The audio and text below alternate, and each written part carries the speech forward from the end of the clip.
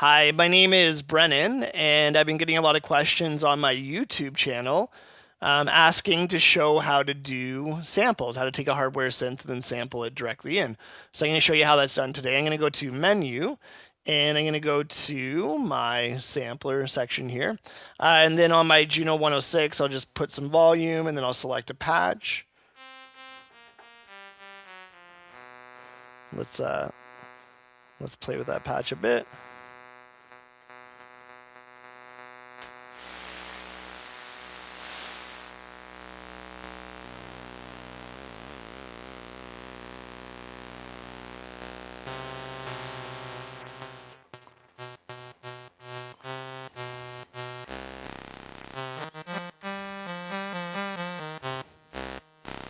I like that patch there. So now I'm going to record arm, and I'm going to record down C1. There we go. So I'm going to say to it, hey, this was note C1. So we'll just go all the way down. Almost there. And then I'm going to change it instead of being new sample, just for my own ease of use. 1. There we go. And we'll keep that in program 1. So we'll keep that. And then I'll record arm again, and I'll do my F sharp 1. So again, we're just going to go and select F sharp 1 there, and this will be 2. Good. And we can save that. Well, we don't need it in a program, so we'll just keep that. Great. And now we're going to go and do another sample. So we're going to do C2 now. So here we go. There's my C2. So we'll call that here. We'll assign that to the note C2. Now it's important to assign it to the note because MPC will want to know where that's positioned when it lays it out. So we'll say keep there. You can hear on this Juno 106 that I have that it has that weird note that voice is. I got it for super cheap, and that's why sometimes that happens. Let's go F sharp 2. There we go. And that's 3, which is what I want. And we're going to say F sharp 2. Beauty. Keep that guy. And then we're going to do C3. So record.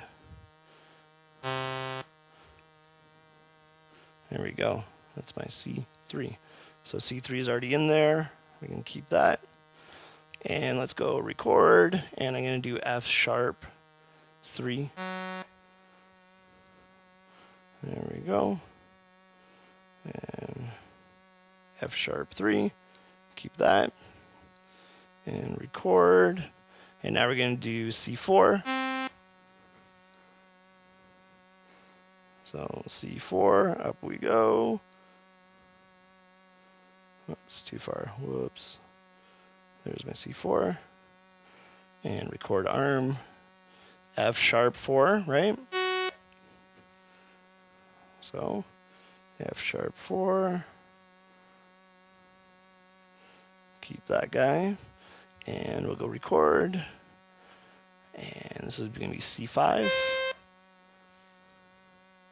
So we'll go here and we'll change that to C5. Keep that. And then we'll do it again.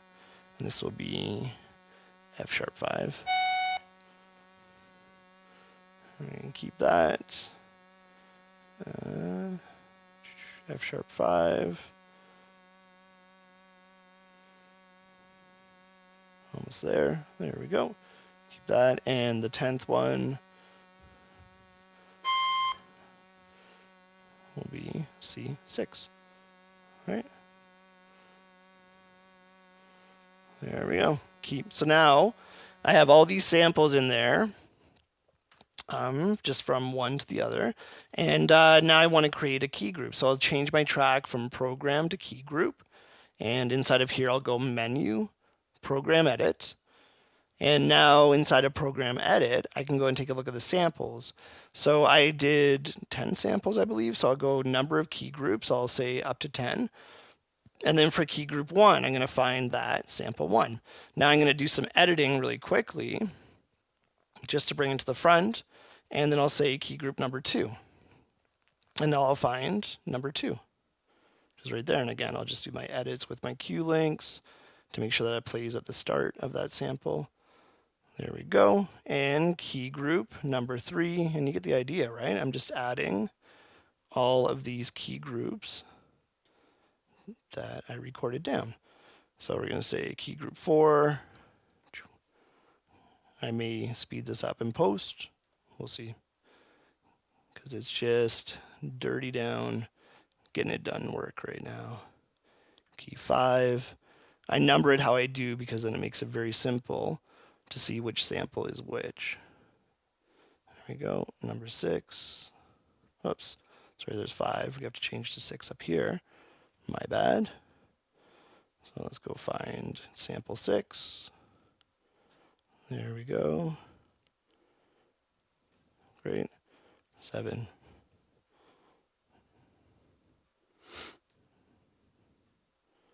And we're going to go to 8. We're almost there. It does take a while, and on this sample that I set up, I did it really coarse, right? Like I could have done many more key groups and split that up, much more refined if I wanted to, but this video is just about how to get it done. And I hope that that helps you. And then if you take more time yourself, then you'll be able to really dig into this and make it more refined, because it's taking these one samples and it's spreading it out across the keyboard, right? And I don't think I did 11, I only did 10. So now I have all these assigned in this program too. I could rename it and call it Juno 106, right? There we go. And now if I go to menu, pad perform, I have that assigned out.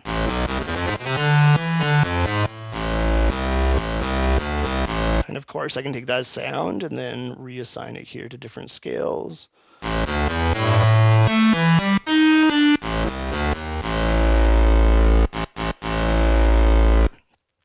So yeah, that's a quick video on how to do a hardware synth sample into the MPC. That applies to the MPC X, the MPC Live, MPC Touch. Thanks for watching my videos. Please subscribe.